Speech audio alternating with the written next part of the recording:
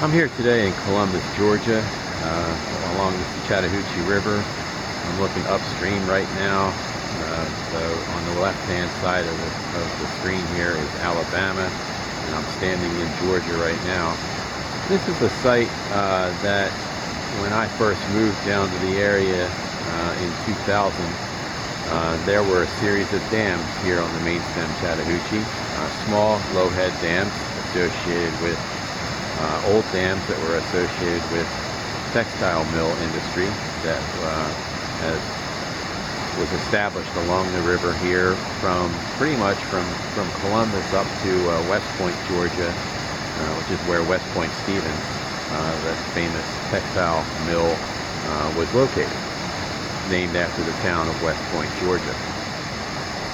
So where I'm looking at right now, in 2000, there was a dam stretching right across there. You can kind of see, let's see if I focus in a little bit. It takes it out of the shadow. You can sort of see the original dam right there, and you pan across to Alabama, and there's the section of it over there. And you can see that what's left behind is some pretty amazing amount of rock and rapids. So, why do people remove dams? You know, dams are removed for a lot of different reasons.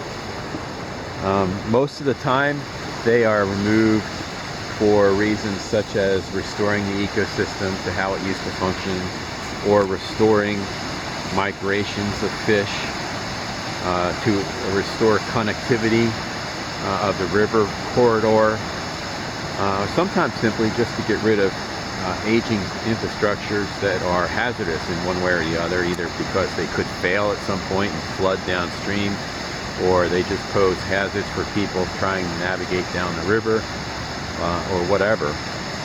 This is one of the few instances, possibly one of the only instances, where these dams were removed for one very distinctive purpose, and that was to create a world-famous, one-of-a-kind whitewater rafting course in the middle of a city. And that was the whole reason behind these dams going out. Rivers can be and have been in the past economic engines for cities that are associated with them. And once upon a time, that economic impact was due to navigation and shipping. You know, these big cities like Columbus was located at the fall line, which is that transition area between the upland Piedmont physiographic province and the lowland coastal plain physiographic province. And really what the fall line is it's the end of the rapids. And so that meant that it's the end of navigation up from the ocean. And if you look at a map of the United States, particularly the eastern and southeastern United States, and you circle the major cities that you find, an awful lot of them are located on the fall line of the rivers that they're associated with. You think of course, here in Columbus, Macon, Georgia, Augusta, Columbia, South Carolina, Richmond, Virginia, even Philadelphia, Pennsylvania. All of them are located at or near the upstream most navigable part of the rivers. And so they became great cities because that was where the merchandise either coming to America from overseas or being shipped out of America.